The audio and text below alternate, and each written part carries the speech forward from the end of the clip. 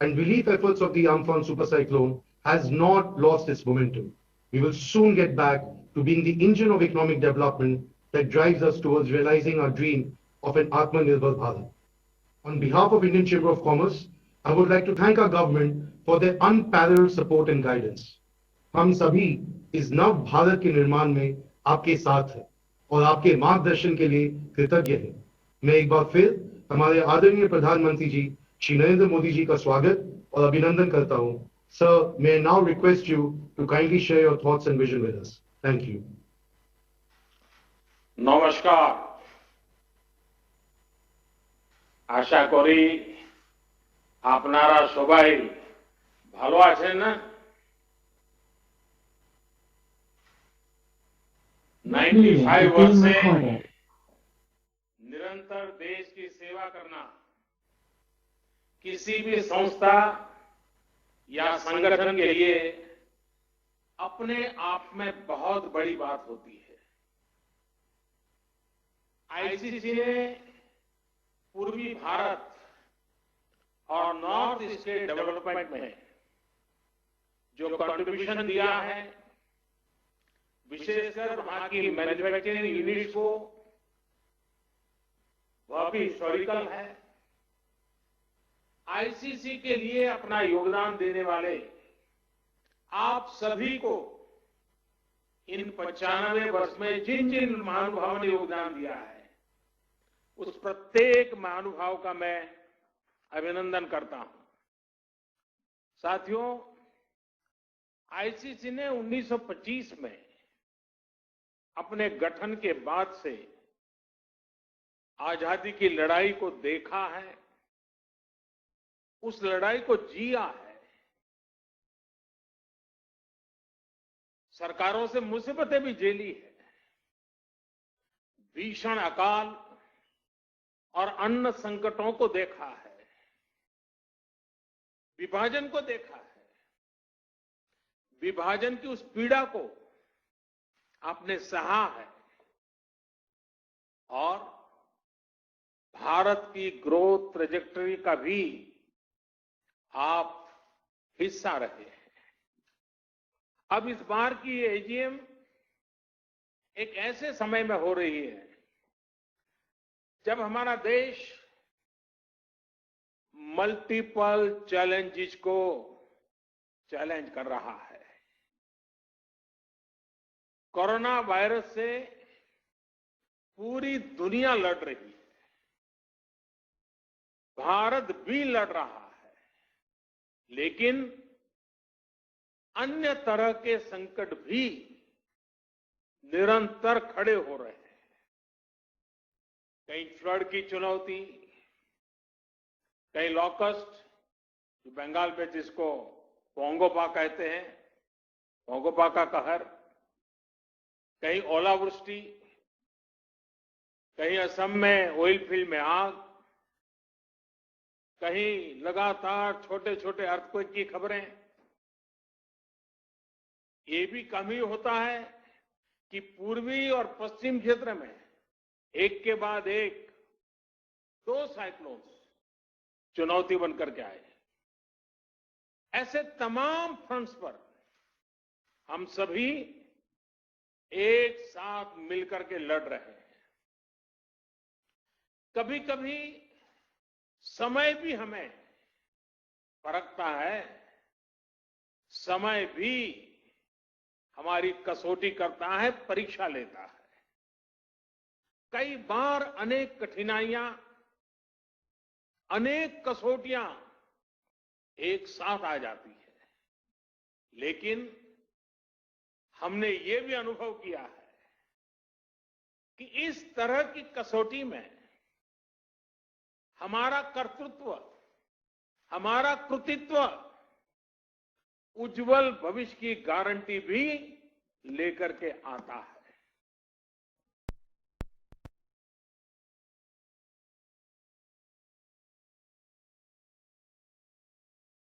से कितनी मजबूती से लड़ रहे हैं, ये आने वाले अवसरों को भी तय करता है। साथियों, हमारे यहां कहा जाता है, मन के हारे हार, मन के हारे हार, मन जीत जीत। यानी हमारी संकल्प शक्ति, हमारी इच्छा शक्ति ही हमारा आगे का मार्ग तय करती है। जो पहले ही हार मान लेता है, उसके सामने नए अवसर दूर दूर तक नजर नहीं आते हैं। लेकिन जो जीत के लिए निरंतर प्रयास करता है, एक दूसरे का साथ देते हुए आगे बढ़ता है, उसके सामने नए अवसर भी उतने ही ज्यादा आते हैं और अवसर भी सामने चले आते हैं।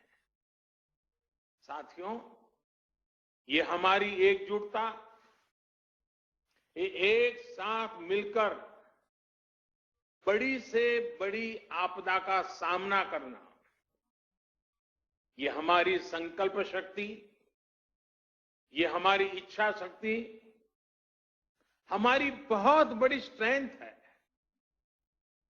एक राष्ट्र के रूप में हमारी बहुत बड़ी ताकत है। मुसीबत की दवाई, मुसीबत की एक ही दवाई है, मुसीबत की दवाई मजबूती है। मुश्किल समय ने हर बार भारत के डिटर्मिनेशन को अधिक स्ट्रेंथन किया है। एक नेशन के रूप में देशवासियों के रिजॉल्व को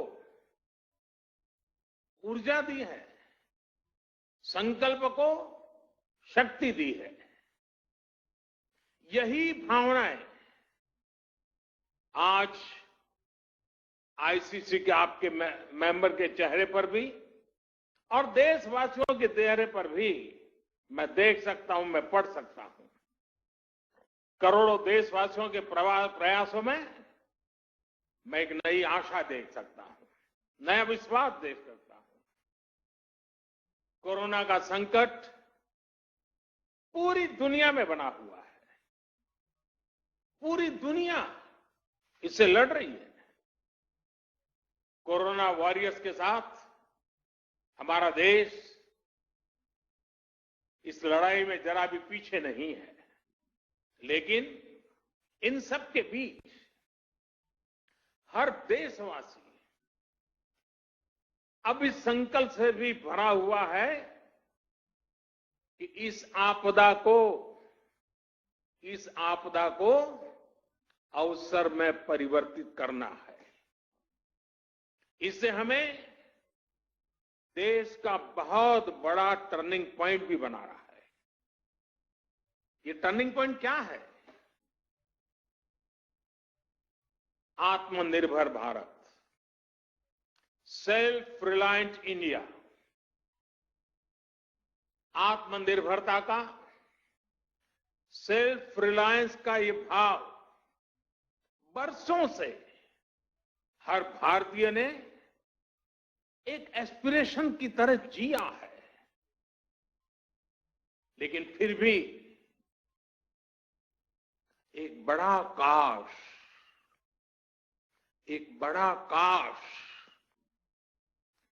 हर भारतीय के मन में रहा है, मस्तिष्क में रहा है।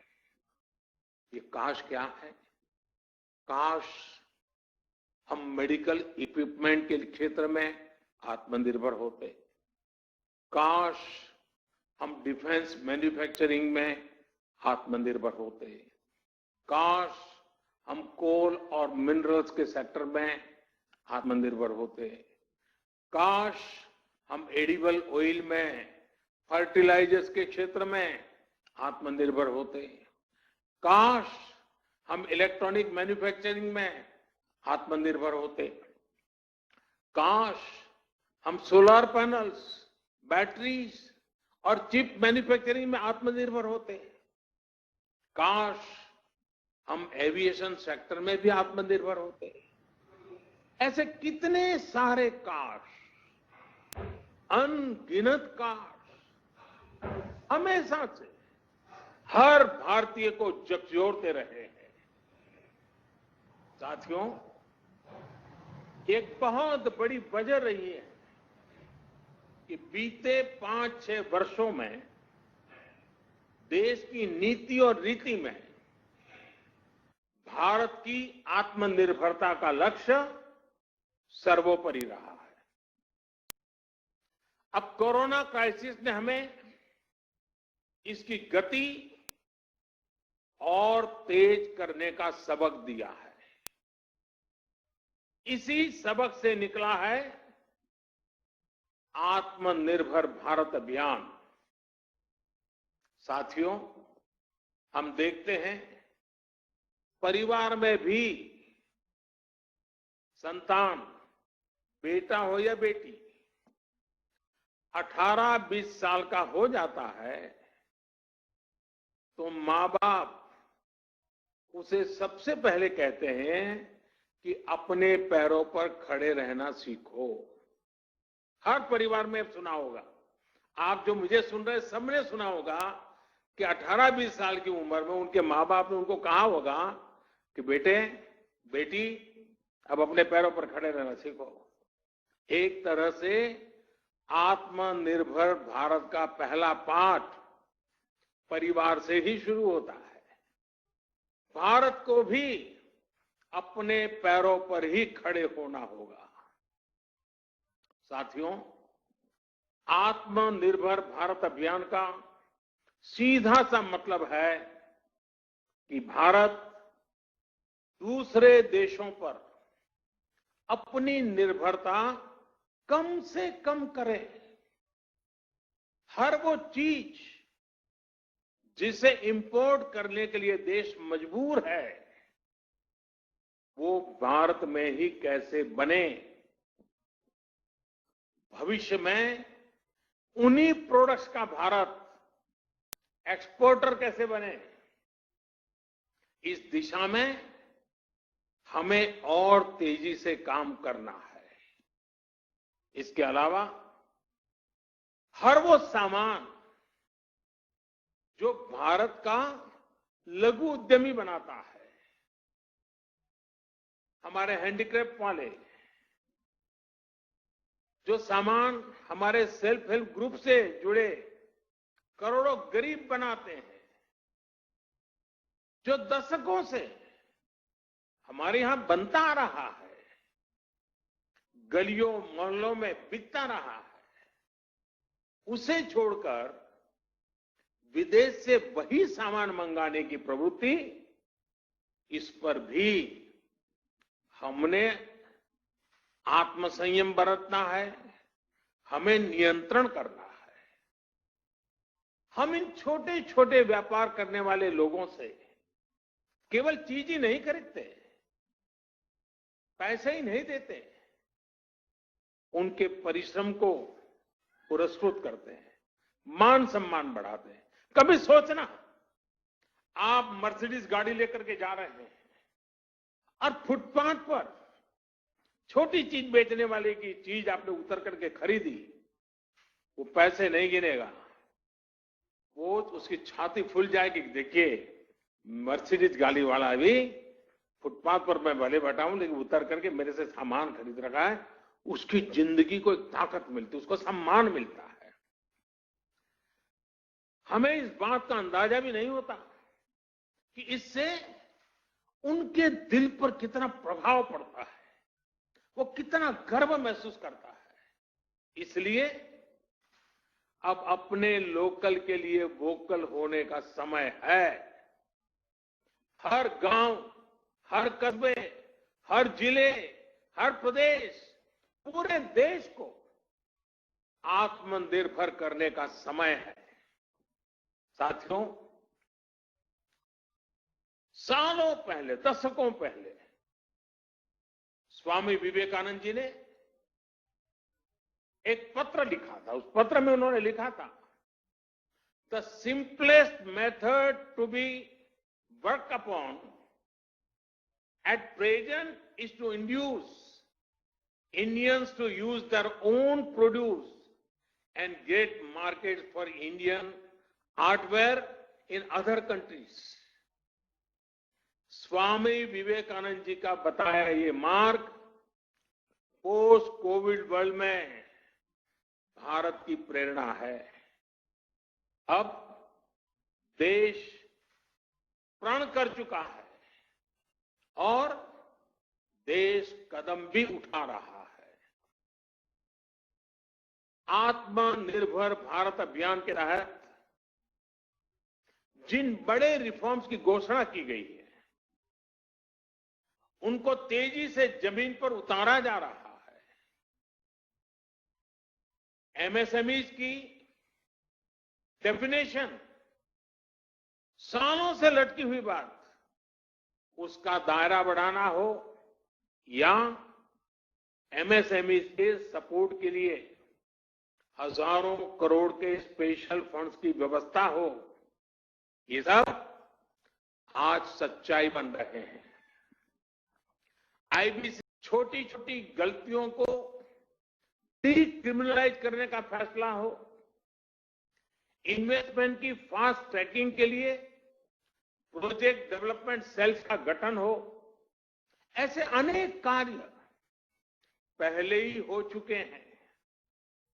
अब तमाम सेक्टर्स, खासकर कोल और माइनिंग के सेक्टर को अधिक कॉम्पिटिटिव बनाने के लिए जो रिफॉर्म्स अनाउंस हुए हैं उसका भरपूर फायदा उठाने के लिए उद्योग जगत आगे आए। मेरे युवा साथी आप आगे आए। साथियों, किसानों और रूरल इकोनॉमी के लिए जो निर्णय हाल में हुए हैं उन्होंने एग्रीकल्चर इकोनॉमी को वर्षों की गुलामी से मुक्त कर दिया है। सच्ची आजादी किसानों को मिली है। अब भारत के किसानों को अपने प्रोडक्ट, अपनी उपज देश में कहीं पर भी बेचने की आजादी मिल गई है। APMC act, essential commodities act, उसमें जो संशोधन किए गए हैं, किसानों और इंडस्ट्री के बीच पार्टनरशिप का जो रास्ता खोला गया है, उससे किसान और रूरल इकोनॉमी का कायाकल्प होना तय है। इन फैसलों ने किसान को एक प्रोड्यूसर के रूप में और उसकी उपज को एक प्रोडक्ट के रूप में पहचान दी है। साथियों, चाहे किसानों के बैंक खातों में सीधे पैसे ट्रांसफर करना हो, चाहे एमएसपी का फैसला हो, उनकी पेंशन की योजना हो, हमारा प्रयास किसानों को सशक्त करने का है। अब किसानों को एक बड़ी मार्केट फोर्स के तौर पर विकसित होने में सहायता की जा रही है। साथियों, लोकल प्रोडक्ट्स के लिए जिस क्लस्टर बेस्ड अप्रोच को भारत में बढ़ावा दिया जा रहा है, उसमें भी सभी के लिए अवसर भी मौजूद है। जिन जिलों, जिन ब्लॉक्स में जो पैदा होता है, वहीं आसपास इनसे जुड़े क्लस्टर विकसित किए जाएंगे। जैसे पश्चिम बंगाल में जूट किसानों के लिए पास में ही जूट आधारित उद्योगों को और मजबूती दी जाएगी। फॉरेस्ट प्रोड्यूस की अपार संपदा जुटाने वाले आदिवासी साथियों को उनके क्षेत्र में ही आधुनिक प्रोसेसिंग यूनिट्स उपलब्ध कराई जाएगी। इसके साथ ही बांबू और ऑर्गेनिक प्रोडक्ट्स के लिए भी क्लस्टर्स बनेंगे। सिक्किम की तरह पूरा नॉर्थ ईस्ट ऑर्गेनिक खेती के लिए बहुत बड़ा हब बन सकता है, ऑर्गेनिक कैपिटल बन सकता है।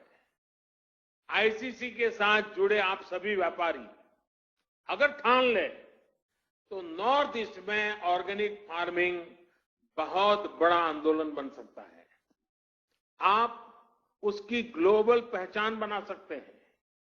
आप अगर चाहें तो ऑर्गेनिक प्रोडक्ट को लेकर के ग्लोबल मार्केट पर छा सकते हैं। साथियों, आप सभी नॉर्थ ईस्ट, पूर्वी भारत में इतने दशकों से काम कर रहे हैं। सरकार ने जो तमाम कदम उठाए हैं, इनका बहुत बड़ा लाभ ईस्ट और नॉर्थ ईस्ट के लोगों को होगा।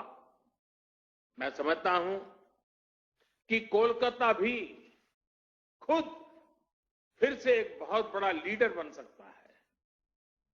अपने पुराने गौरव से प्रेरणा लेते हुए भविष्य में कोलकाता पूरे क्षेत्र के विकास का नेतृत्व कर सकता है।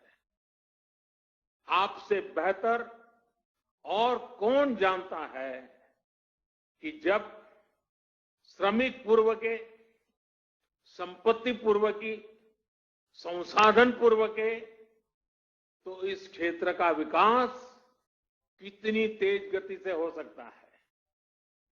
साथियों, 5 साल बाद यानी वर्ष 2025 में आपकी संस्था अपने 100 वर्ष पूरे करने जा रही है। वहीं वर्ष 2022 में देश की आजादी के 75 वर्ष पूरे होने जा रहे हैं। ये आपकी संस्था के लिए, आपके प्रत्येक सदस्य के लिए, आपकी कोई भी औद्योगिक इकाई हो या व्यापारिक इकाई हो, बेहतरीन समय है एक बड़ा संकल्प लेने का। मेरा आपसे आग्रह है कि आत्मनिर्भर भारत अभियान को चरितार्थ करने के लिए आईसीसी भी अपने स्तर पर 50-100 नए लक्ष्य तय करेंगे। ये लक्ष्य संस्था के भी हो, इससे जुड़े हर उद्योग और व्यापारिक इकाई के भी हो और हर व्यक्ति के भी हो। आप जितना अपने लक्ष्य की ओर आगे बढ़ेंगे, उतना ही ये अभियान पूर्वी भारत में, नॉर्थ ईस्ट में आगे बढ़ेगा, जो देश को भी आगे ले जाएगा। साथियों, मैन्युफैक्चरिंग में बंगाल की ऐतिहासिक श्रेष्ठता को हमें पुनर्जीवित करना होगा। हम हमेशा सुनते आए हैं, what Bengal thinks today, India thinks tomorrow. हमें इससे प्रेरणा लेते हुए हम सबको मिलकर के आगे बढ़ना होगा। ये समय इंडियन इकोनॉमी को कमांड एंड कंट्रोल से निकालकर प्लग एंड प्ले की तरफ ले जाना है। ये समय कंजर्वेटिव अप्रोच का नहीं है, बल्कि आगे बढ़कर बोल्ड डिसीजंस का है, बोल्ड इन्वेस्टमेंट्स का है। ये समय भारत में एक globally competitive domestic supply chain तैयार करने का है। इसके लिए उद्योग जगत को अपनी मौजूदा सप्लाई चेन के सभी स्टेक होल्डर्स को संकट से निकालने में मदद भी करनी है और वैल्यू एडिशन में उनकी हैंड होल्डिंग भी करनी है। साथियों, आत्मनिर्भर भारत अभियान में आगे बढ़ते हुए, कोरोना काल से संघर्ष करते हुए, आज आपने इस एजीएम में जो पीपल, प्लेनेट एंड प्रॉफिट का विषय उठाया गया है, वो भी बहुत महत्वपूर्ण है। कुछ लोगों को लगता है कि ये तीनों एक दूसरे के ऑपोजिट है, विरोधाभासी है, लेकिन ऐसा नहीं है। पीपल, प्लेनेट एंड प्रॉफिट एक दूसरे से इंटरलिंक्ड है। ये तीनों एक साथ फ्लरिश कर सकते हैं, को एग्जिस्ट कर सकते हैं। मैं आपको कुछ उदाहरण देकर समझाता हूं। जैसे भारत में हमने एलईडी बल्ब का एक बहुत बड़ा अभियान चलाया। अब ये एलईडी बल्ब अपने आप में एक बड़ा प्रेरक उदाहरण है। 5-6 वर्ष पहले एक एलईडी बल्ब 350 रुपये से भी ज्यादा में मिलता था। आज वही बल्ब 50 रुपये तक में मिल जाता है। आप सोचिए, कीमत कम होने से देश भर में करोड़ों करोड़ों की संख्या में एलईडी बल्ब घर घर पहुंचे हैं, स्ट्रीट लाइट्स में लग रहे हैं। ये क्वांटिटी इतनी बड़ी है कि इससे उत्पादन की लागत कम हुई है और प्रॉफिट भी बढ़ा है। इससे लाभ किसको मिला है? पीपल को, आम देशवासी को, जिसका बिजली का बिल कम हुआ है। एक मोटा मोटा अंदाज में लगा सकता हूं, आज प्रतिवर्ष एवरी ईयर देशवासियों के करीब करीब 19,000 करोड़ रुपए बिजली के बिल में एलईडी की वजह से बच रहे हैं। 19,000 करोड़ रुपए आपके जेब में बचना, ये बचत गरीब को हुई है, ये बचत देश के मध्यम वर्ग को हुई है और लगातार होने वाली है। इसका लाभ प्लेनेट को भी हुआ है। सरकारी एजेंसियों ने जितने एलईडी बल्ब कम कीमत पर बेचे हैं, अकेले उससे ही हर साल करीब करीब 4 करोड़ टन कार्बन डाइऑक्साइड का एमिशन कम हुआ है। यानी प्रॉफिट दोनों को है, दोनों के लिए विन विन सिचुएशन है। उत्पादक भी कमाता है, विक्रेता भी कमाता है और खरीदार भी कमाता है, और प्लेनेट का तो भला हुआ ही हुआ है। अगर आप सरकार की अन्य योजनाओं और फैसलों को भी देखें तो बीते 5-6 वर्षों में पीपल, प्लेनेट एंड प्रॉफिट का ये कंसेप्ट जमीन पर और मजबूत हुआ है। अब जैसे अभी आपने भी कहा कि कैसे सरकार का बहुत ज्यादा जोर इनलैंड वाटरवेज पर है। हल्दिया से बनारस तक तो वाटरवे चालू हो चुका है। अब मैं बनारस का एमपी हूं, इसलिए मुझे आपसे जुड़ने में आता है। अब वो चालू भी हो चुका है। अब नॉर्थ ईस्ट में भी वाटरवेज बढ़ाया जा रहा है। इन वाटरवेज से पीपल का फायदा है, क्योंकि इससे लॉजिस्टिक्स का खर्च है। इन वाटरवेज से प्लेनेट का भी फायदा है, क्योंकि ये कम जलता है। और हमें ये भी नहीं भूलना चाहिए कि ये पेट्रोल डीजल के इंपोर्ट को कम करेगा, रोड पर ट्रैफिक कम करेगा, सामान सस्ते में पहुंचाएगा, सामान सस्ता मिलेगा, शॉर्टेज रूट से जल्दी पहुंचेगा। खरीदने वाले और बेचने वाले दोनों को इसमें प्रॉफिट ही प्रॉफिट है। यानी पीपल भी है, प्लेनेट भी है, प्रॉफिट भी है। साथियों, भारत में एक और अभियान अभी चल रहा है, देश को सिंगल यूज प्लास्टिक से मुक्त करने का। इसमें पीपल, प्लेनेट और प्रॉफिट तीनों ही विषय एड्रेस होते हैं। विशेषकर पश्चिम बंगाल के लिए तो ये बहुत ही फायदेमंद है। इससे आपके यहां जूट का कारोबार बढ़ने की संभावना अनेक गुना बढ़ जाती है। और मैं तो आपसे पूछूंगा, क्या आप लोगों ने इसका फायदा उठाया कि नहीं उठाया? क्या अब पैकेजिंग मटेरियल, नई नई वैरायटीज, नए नए थैलिए, नए नए पर्स प्लास्टिक की जगह पर जूट से बनाना शुरू किया कि नहीं किया? एक तरह से मैं कहूंगा ये एक निर्णय, सिंगल यूज प्लास्टिक से मुक्ति का एक निर्णय, आप आईसीसी के मेंबर जो उस इलाके में ज्यादा काम करते हैं, आपकी तो 5 उंगलियां घी में है। और आपको तो और फायदा,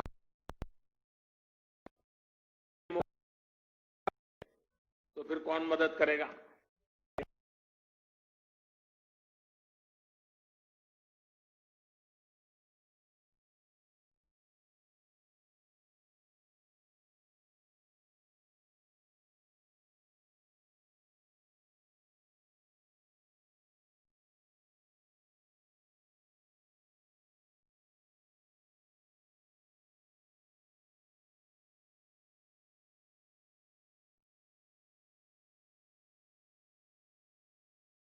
कितना बड़ा प्रॉफिट होगा।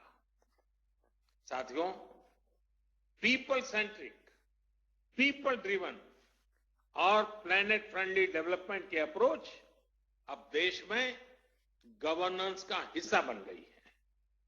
जो हमारे टेक्नोलॉजिकल इंटरवेंशंस है, वो भी पीपल, प्लेनेट और प्रॉफिट के विचार के अनुकूल ही है। यूपीआई के माध्यम से हमारी बैंकिंग टचलेस, कॉन्टैक्टलेस, कैशलेस और 24/7 365 डेज संभव हो पाई है। भीम ऐप से ट्रांजैक्शन के अब नए नए रिकॉर्ड बन रहे हैं। रुपे कार्ड अब गरीब, किसान, मध्यम वर्ग, देश के हर वर्ग का पसंदीदा कार्ड बनता जा रहा है। जब हम आत्मनिर्भर भारत की बात करते हैं, तो क्यों न गर्व के साथ रुपे कार्ड का इस्तेमाल करें। साथियों, अब देश में बैंकिंग सर्विस का दायरा उन लोगों तक भी पहुंच पाया है जिनको लंबे समय तक हैव नॉट्स की श्रेणी में रखा गया था। डीबीटी, जैम, JAM यानी जनधन, आधार, मोबाइल के माध्यम से बिना लीकेज करोड़ों बेनिफिशियरीज तक, करोड़ों लाभार्थी तक जरूरी सहायता पहुंचाना संभव हुआ है। इसी तरह गवर्नमेंट ई मार्केट प्लेस, और मैं चाहूंगा सभी व्यापारी आलम इसको ध्यान से सुने, गवर्नमेंट ई मार्केट प्लेस यानी GEM, आप वेबसाइट पे जाकर इसकी डिटेल देख सकते हैं। GEM ने पीपल को सरकार के साथ जुड़कर प्रॉफिट कमाने का एक अवसर दिया है। आप ये जानते ही हैं कि jam platform, GEM, jam platform पर छोटा हो या बड़ा, व्यक्तिगत रूप से काम करता हो या सेल्फ हेल्प ग्रुप चलाता हो, MSME हो या बड़ा व्यापारी हो, सीधे सीधे भारत सरकार को अपने गुड्स और अपनी सर्विसेज उपलब्ध करा सकते हैं। और बड़ी ट्रांसपेरेंसी के साथ। पहले तो जब तक इतने लाख का टर्नओवर नहीं होता है, इतना बड़ा ब्रांड नहीं होता है, इतना बड़ा नाम नहीं होता है, तब तक आप सरकार को माल बेचने के लिए सोच ही नहीं सकते थे। आज हमने वो रास्ता खोला है कि आप सीधे भारत सरकार की बड़ी से बड़ी इकाई, इवन PM ऑफिस में भी आपका माल पहुंच सकता है, प्रधानमंत्री को भी पहुंच सकता है। इसलिए मेरा ICC से भी आग्रह है कि आपके जो मेंबर्स हैं, जो आपसे जुड़े हुए हैं, मैन्युफैक्चरर्स हैं, उन्हें भी ज्यादा से ज्यादा संख्या में जैम से जुड़ने के लिए प्रेरित करिए और अपने उत्पाद सरकार को खरीदने ही पड़े ऐसी क्वालिटी का माल लेकर के आए। देखिए कैसी स्पर्धा चलती है, और सरकार की ताकत नहीं है कि आपके अच्छे माल को ठुकरा सके। यह सब ट्रांसपेरेंट प्लेटफॉर्म है, हर एक का बेनिफिट है। अगर आपसे जुड़ा हर मैन्युफैक्चरर जैम से जुड़ जाएगा, तो छोटे कारोबारी भी अपने प्रोडक्ट सीधे सरकार को बेच पाएंगे। साथियों, जब हम प्लेनेट की बात करते हैं, तो आप भी देख रहे हैं कि आज आइसा यानी इंटरनेशनल सोलर अलायंस एक बड़ा ग्लोबल मूवमेंट बन रहा है। सोलर एनर्जी के क्षेत्र में जो लाभ भारत अपने लिए देखता है, उसको पूरी दुनिया के साथ साझा करने के लिए कोशिश की जा रही है। मेरा इंडियन चैम्बर ऑफ कॉमर्स के तमाम सदस्यों से अनुरोध है कि रिन्यूएबल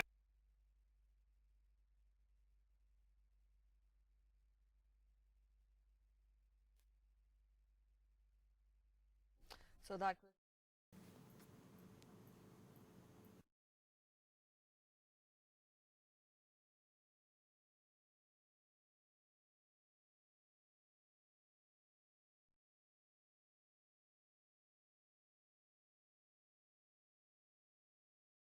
प्रधानमंत्री नरेंद्र मोदी संबोधित कर रहे थे आईसीसी को और साफ तौर पर उनका संदेश संपूर्ण देश को और आईसीसी को भी कि आत्मनिर्भर भारत बनने की तरफ देश को कहीं ना कहीं उन्मुख होना पड़ेगा, तभी हम सफलता को हासिल कर सकते हैं।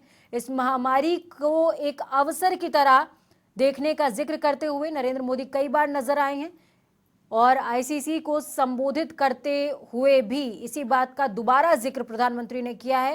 उन्होंने साफ तौर पर कहा कि वोकल फॉर लोकल होना पड़ेगा। वो तमाम चीजें जो हम दूसरे देशों से आयात करते हैं उसका बेहतर निर्यातक हमको बनना होगा और साथ में इस बात का भी जिक्र करते नजर आए हैं कि तमाम राज्यों में जिस चीज की प्रचुरता है उससे संबंधित इंडस्ट्रीज उस राज्य में लगाई जाएंगी। जैसे कि बंगाल का उन्होंने जिक्र किया है कि जूट का उत्पादन सबसे ज्यादा बंगाल में होता है, तो उन क्षेत्रों में जहां पर जूट का उत्पादन सबसे ज्यादा होता है तो ऐसी जो इंडस्ट्रीज हैं वो उन क्षेत्रों में लगाई जाएंगी। साथ में हैंडीक्राफ्ट का भी जिक्र करते हुए नजर आए प्रधानमंत्री। उन्होंने साफ तौर पर कहा कि तमाम आदिवासियों को भी आत्मनिर्भर भारत से जोड़ा जाएगा और वोकल फॉर लोकल का नारा देते प्रधानमंत्री नजर आए हैं। यहाँ